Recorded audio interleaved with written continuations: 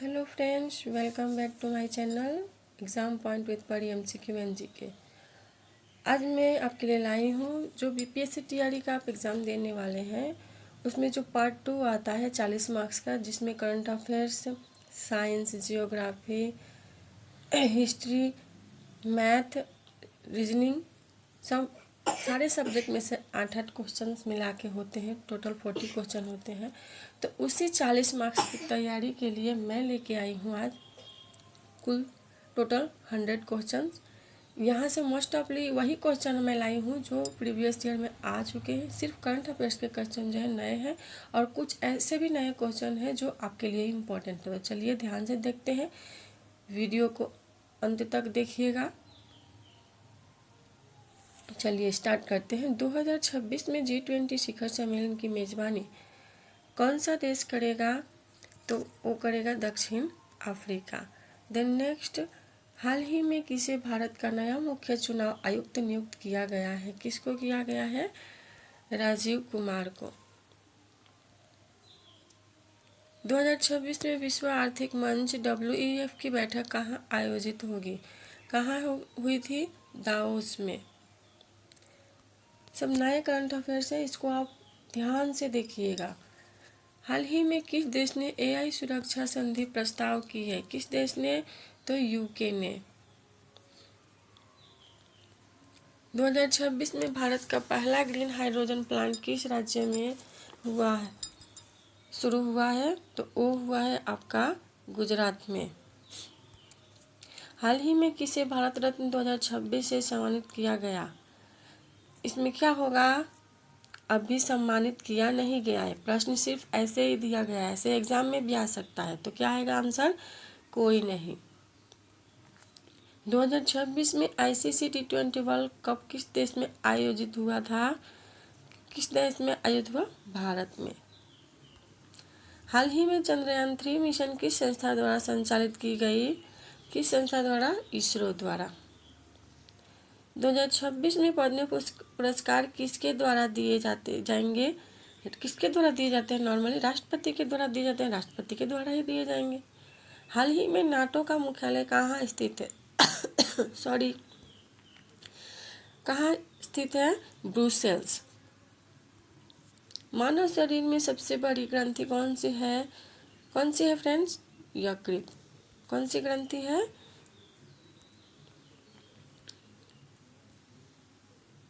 यकृत।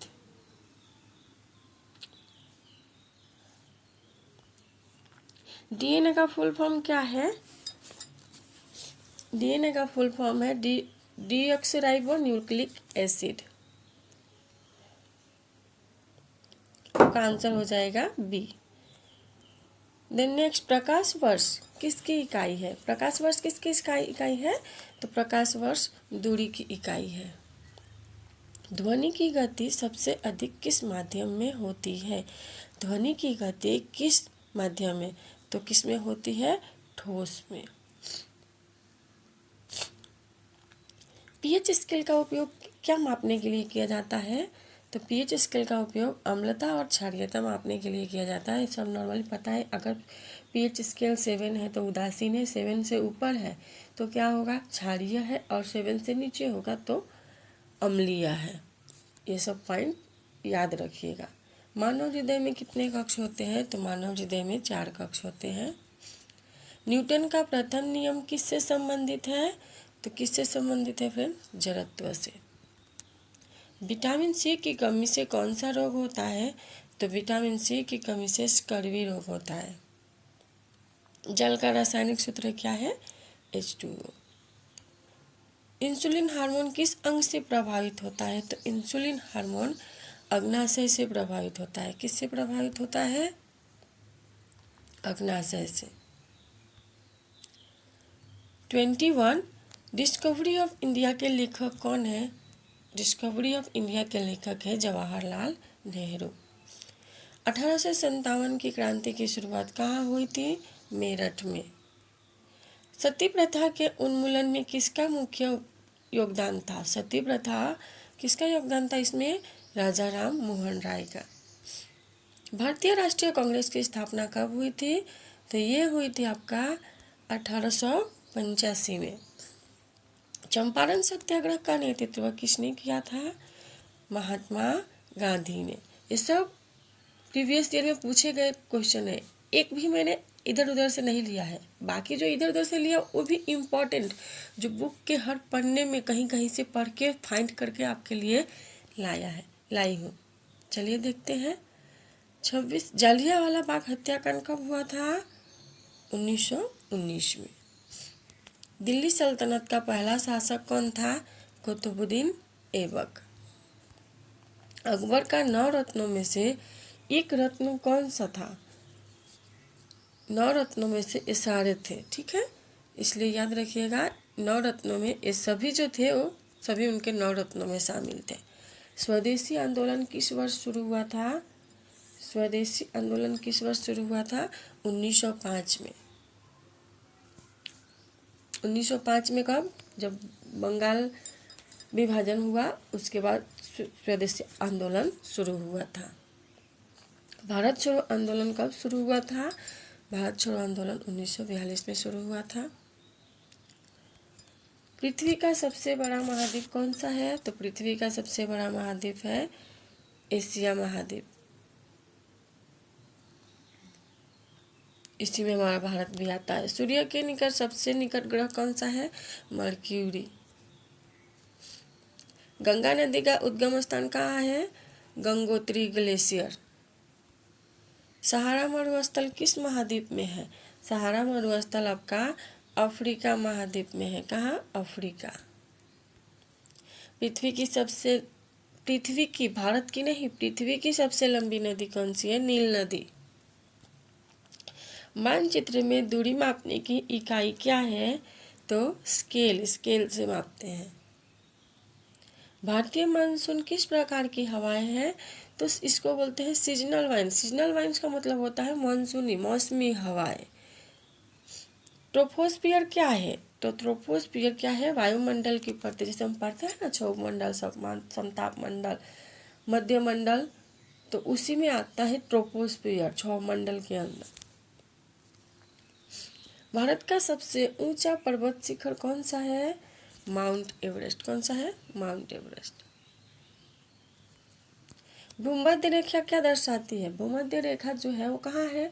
तो 2 भाग, जो पूरा पृथ्वी है उसके बीच में है ना, तो इक्वेटर बोलते हैं उसको। क्या बोलते हैं? इक्वेटर। यही डिवाइड कर देती है ना उत्तरी गोलार्ध और दक्षिणी गोलार्ध ऐसे। भारतीय संविधान कब लागू हुआ था? 26 जनवरी 1950 को। भारतीय संविधान का निर्माण किस संस्था द्वारा किया गया था? किस संस्था द्वारा किया गया था? तो कॉन्स्टिट्यूशन असेंबली ऑफ इंडिया के द्वारा। भारतीय संविधान के जनक किसे कहा जाता है फ्रेंड्स? तो भारतीय संविधान का जनक कहा जाता है किसको? डॉक्टर भीमराव अंबेडकर को। आप लोग भी उत्तर कमेंट करिए। ऐसा तो नहीं है कि आप ऐसे ही बैठे होंगे। थोड़ी बहुत आपने कब से एग्ज़ाम की भर्ती आने वाली थी तो सबका प्रिपरेशन लगभग हो ही गया होगा। भारतीय संविधान के जनक। भारतीय संविधान में कुल कितने अनुच्छेद, इट मीन्स कि आर्टिकल कितने हैं? भारतीय संविधान में 448 आर्टिकल है। कितने हैं? 448। मौलिक अधिकार किस भाग में वर्णित है? मौलिक अधिकार भाग 3 में वर्णित है। भारतीय संविधानों में धर्मनिरपेक्ष शब्द कब जोड़ा गया था? कब जोड़ा गया था? तो 42वें संशोधन के समय इसमें जोड़ा गया था। भारत के राष्ट्रपति का चुनाव कौन करता है? भारत के राष्ट्रपति का चुनाव कौन करता है? तो संसद प्लस राज्य की विधानसभाएं। राज्य नीति के निदेशक तत्व किस देश से लिए गए हैं? इम्पोर्टेंट क्वेश्चन है, एक एक क्वेश्चन इम्पोर्टेंट है। इसका आपका आंसर हो जाएगा आयरलैंड। भारतीय संविधान का प्रस्तावना किससे शुरू होता है? We the people. किससे शुरू होता है? हम सब भारतीय, वी द पीपल। लोकसभा का अधिकतम कार्यकाल कितने वर्षों का होता है? तो वो होता है आपका 5 वर्षों का। बिहार राज्य का गठन कब हुआ था? 22 मार्च 1912 को बंगाल प्रेसिडेंसी से अलग हुआ था, याद रखिएगा फ्रेंड्स। बिहार का प्राचीन नाम क्या था? बिहार का प्राचीन नाम क्या था? मगध था। बिहार की राजधानी कहाँ है? पटना। एशिया की सबसे बड़ी ऑक्सबो झील बिहार में कहाँ स्थित है? तो उसको हम बोलते हैं कांवर झील, बेगूसराय में। कहाँ है? कांवर झील बेगूसराय में। एशिया की भी और बिहार की सबसे बड़ी झील है। लोकनायक के नाम से कौन प्रसिद्ध है बिहार में? कौन प्रसिद्ध है बिहार में लोकनायक के नाम से? जयप्रकाश नारायण। लोकनायक है, लोकमान्य तिलक नहीं है, लोकनायक है। शब्द याद रखिए, ध्यान से पढ़ के फिर आंसर टिक करिएगा। बिहार में सबसे अधिक बाढ़ लाने वाली नदी कौन सी है? तो कोसी। ये क्वेश्चन थोड़ा अलग भी पूछता है, जैसे कि बिहार की शोक नदी किसको बोलते हैं? तो कोसी नदी को। बार बार अपना मार्ग बदलने वाली नदी कौन सी है? तो कोसी नदी है। बिहार का सबसे बड़ा जिला क्षेत्रफल के आधार पर कौन सा है? ये भी इम्पोर्टेंट है, पूछा गया सवाल है। पश्चिम चंपारण। बिहार में स्थित प्राचीन नालंदा विश्वविद्यालय किससे संबंधित है? बौद्ध शिक्षा से संबंधित है। बिहार से अलग होकर झारखंड राज्य कब बना था? 2000 में। ये भी इम्पोर्टेंट है। बिहार की सबसे ऊंची चोटी या स्थान कौन सा है? तो वो हो गया आपका सोमेश्वर किला। बिहार में चंपारण सत्याग्रह कब हुआ था? 1917 में। बिहार के पहले मुख्यमंत्री कौन थे?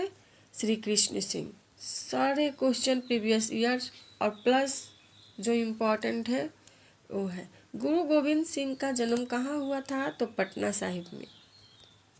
बिहार में विक्रमशिला विश्वविद्यालय की स्थापना किसने की थी? किसने की थी? धर्मपाल ने। किसने की थी फ्रेंड्स? धर्मपाल ने। बिहार में कौन सा शहर सिल्क सिटी के नाम से जाना जाता है? कौन सा शहर? भागलपुर। देखिए सारे क्वेश्चन इम्पोर्टेंट है।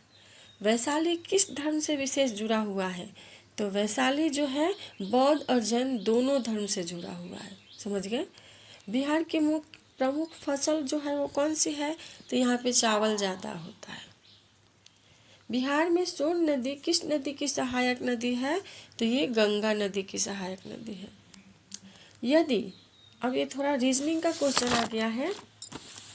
देखिए यदि CAT को 3120 लिखा जाता है तो DOG को क्या लिखा जाएगा?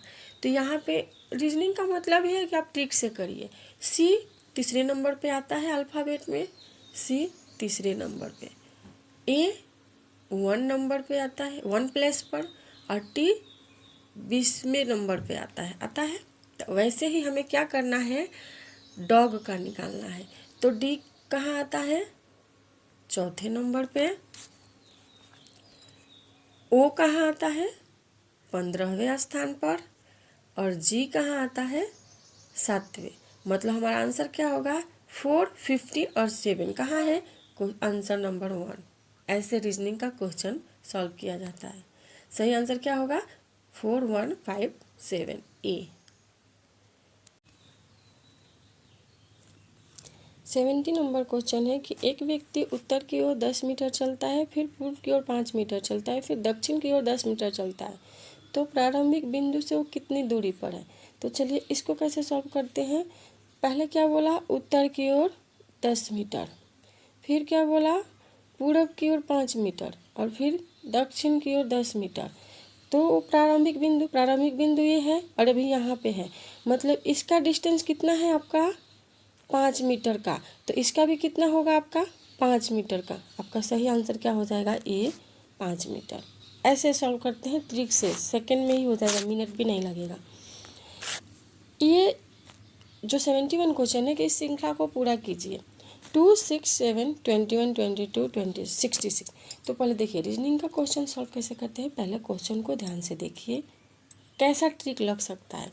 तो इसमें देखिए क्या है, 2 3 जा 2 तिहाई 6, 2 3 जा 6, फिर क्या किया गया है 6 + 1 7, फिर 7 आया तो 7 3 जा 21 और फिर क्या किया है 21 में +1 22 किया गया है।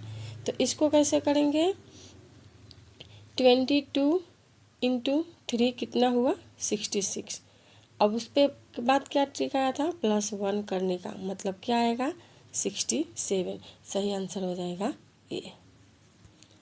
एक वस्तु का क्रय मूल्य 500 है,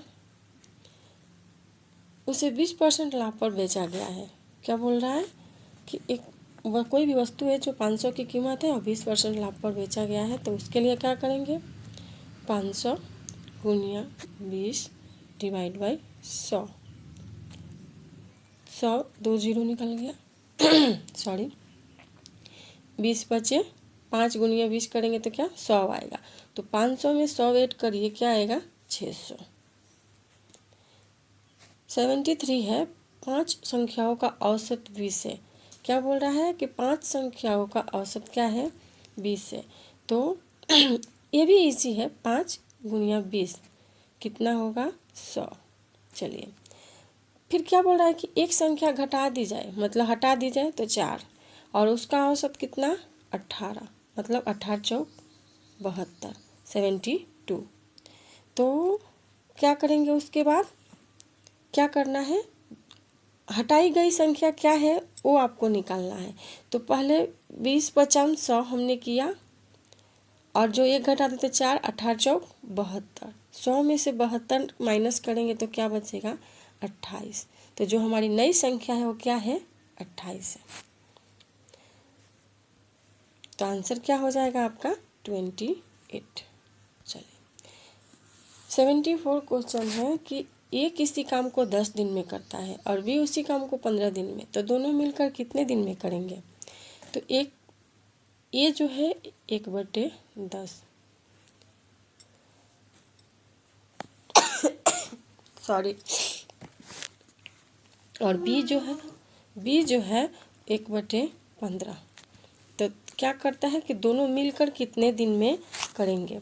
तो पहले 10 और 15 का एलसीएम निकालेंगे। तो 10 और 15 का एलसीएम आपका हो जाएगा क्या 10 और 15 का एलसीएम हो जाएगा 30। ठीक है, तो 30 मतलब नीचे 1/10 था तो 10 × 3 = 30 3 आएगा, और 1/2 था तो 2 15 30। क्या होता है 15 दूना 30 होता है तो 2, 3 + 2 कितना हो गया आपका हो गया 5। ठीक है, 5/30 मतलब कि 5 एकम 5 और 5 6 30। तो कितने दिन में काम करेंगे दोनों मिलकर 6 दिन में काम करेंगे। अब ये देखिए किसी संख्या में 25% की वृद्धि करने पर, मतलब किसी संख्या मान लीजिए वो संख्या 100 है, तो उसमें अगर 25% वृद्धि करते हैं तो कितना हो जाएगा 125। ठीक है, तो वो 500 हो जाती है, मतलब कि 25% ऐड कर रहे हैं। तो समझिए कि मानिए कि 100 में 125 ऐड करते हैं तो 125, और वो कितना हो जाता है 500। तो इसको सॉल्व करने के लिए सिंपल ट्रिक क्या है कि 500, और मानिए कि 100 संख्या है, 100 में से निकालना है बट्टे 125। तो 125 एकम 125 और 4 500, और 100 × 4 क्या हो जाएगा 400। तो आपका सही आंसर हो जाएगा 400। दो संख्याओं का एलसीएम 60 है और एचसीएफ 12 है। तो यदि एक संख्या 20 है तो दूसरी संख्या क्या होगी। तो पहले देखिए इसका सिंपल ट्रिक यही है कि जो भी दिया है LCM into HCF divide by कोई एक संख्या दी है। ठीक है, तो 20 एकम 1 20 20 × 60 और 12 × क्या होता है 36। आ गया आपका आंसर।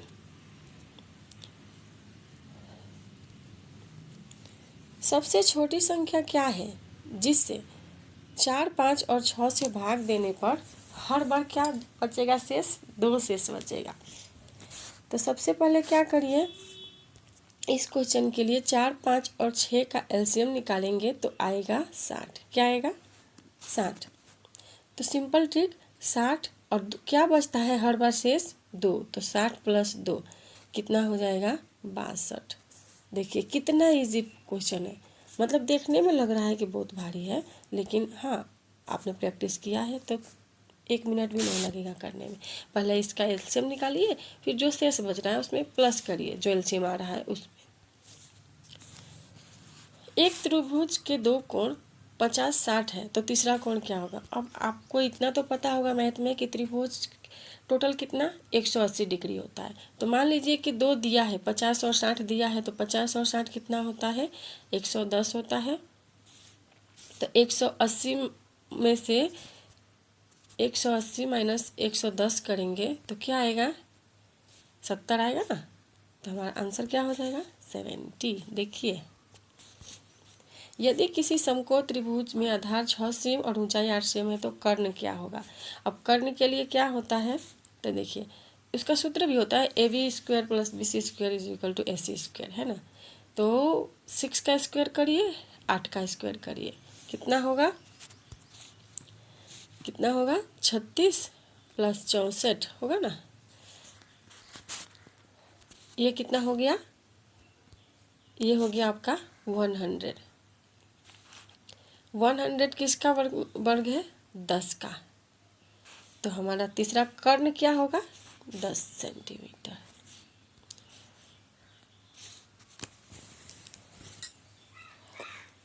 अस्सी नंबर का क्वेश्चन है, एक समबाहु त्रिभुज का प्रत्येक कोण कितना होता है? हमने क्या देखा? तीनों कोण का मान कितना होता है? 180। अगर तीनों का 180 है तो 180, अब त्रिकोण के 3 है तो 180 डिवाइड बाई 3, 3 1 जा 3, 3 2 जा 60। कितना आया? 60। मतलब एक का मान कितना होगा? 60।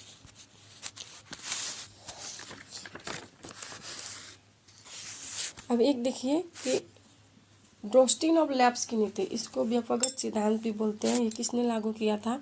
डलहौजी ने। किसने लागू किया था? डलहौजी ने। इसमें क्या है कि इसने क्या लागू किया था डलहौजी ने कि जिसके कुल में जैसे कि उसका पुत्र नहीं होगा तो उसके मरने के बाद पूरा शासन क्या ब्रिटिश शासन को चला जाएगा, पूरा जो उसकी संपत्ति जो भी है। तो इसी को बोलते हैं व्यपगत सिद्धांत या लेप्स की नीति। लॉर्ड डलहौजी भारत के गवर्नर जनरल कब से कब तक थे? 48 से 56 तक।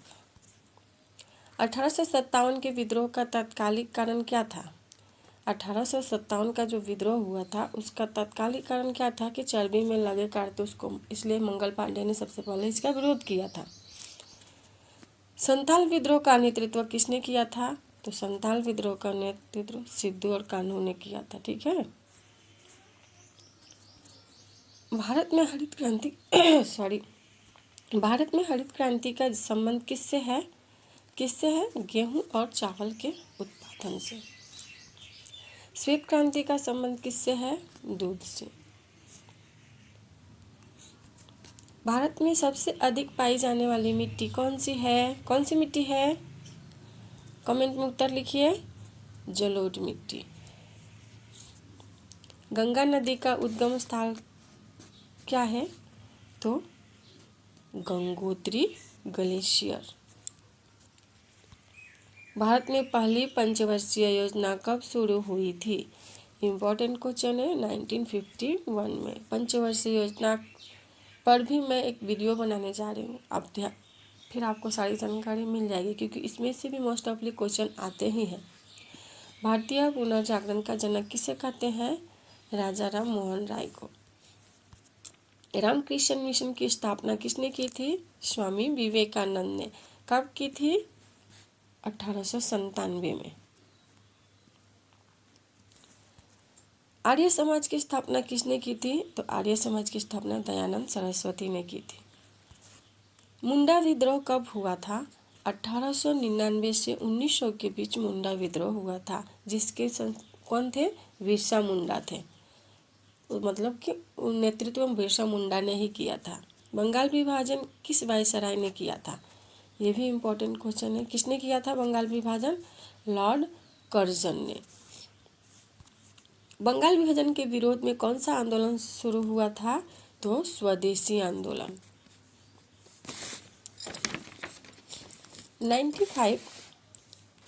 96 तिनकठिया प्रथा का संबंध किससे है? नील की खेती से। किससे था? नील की खेती से। क्यों?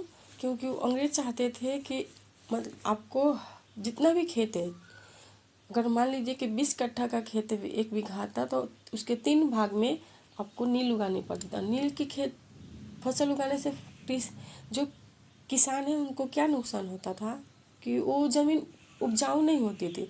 2-3 बार नील उगाने के बाद वो फसल फिर भी किसी काम की नहीं होती थी। वो ज़मीन जो है, खेत, वो किसी काम का नहीं होता था, ठीक है, इसलिए वो नहीं उगाना चाहते थे। भारत का पहला वायसराय कौन था? Lord Canning. शरीर की मास्टर ग्रंथि किसे कहते हैं? इंपॉर्टेंट क्वेश्चन है। शरीर की मास्टर ग्रंथि किसे कहते हैं? बताइए। शरीर की मास्टर ग्रंथि कहते हैं पिट्यूटरी ग्रंथि को। कोशिका का पावर हाउस किसे कहते हैं? पावर हाउस, याद रखिए, पावर हाउस का मतलब होता है माइटोकॉन्ड्रिया। पावर हाउस मतलब यही आएगा आंसर। मुंह में कौन सा एंजाइम पाया जाता है जो पाचन शुरू करता है? हमारे मुंह में एंजाइम होता है जो हम खाते हैं उसको पचाने के लिए, तो कौन सा होता है? तो वो होता है अमाइलेज। यहाँ पे 100 क्वेश्चन कंप्लीट होते हैं फ्रेंड्स। अगर आपने ये वीडियो अंत तक देख लिया है तो आप बहुत फायदे का काम किए हैं, समझे? चलिए अब नेक्स्ट देखिए, एक क्वेश्चन आपके लिए है, इसका उत्तर कंपलसरी कमेंट बॉक्स में लिखना है। निम्न में से कौन सा अंग पित्त बनाता है? पित्त का निर्माण कहाँ होता है? अग्नाशय, यकृत, पेट या छोटी आंत? अपना उत्तर कमेंट बॉक्स में लिखिए। चलिए, थैंक यू।